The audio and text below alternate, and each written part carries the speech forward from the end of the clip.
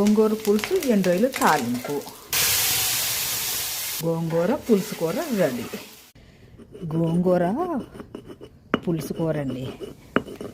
వంకాయ, గోంగూర, ఉల్లిపాయ, పచ్చిమిరకాయ, టమాటా వేసి కొంచెం వాటర్ పోసి ఉడకబెట్ట.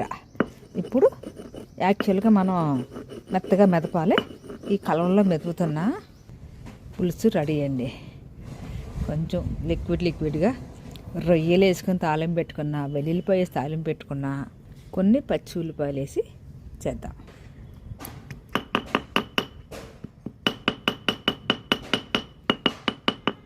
రెడీ. పచ్చి ఉల్లిపాయ తగులుతా గోంగూర పులుసు ఉంటుంది. రొయ్యలు వేసుకున్నా, వెల్లుల్లిపాయ తాలింపు వేసుకున్నా. సూపర్ అండి, సూపర్.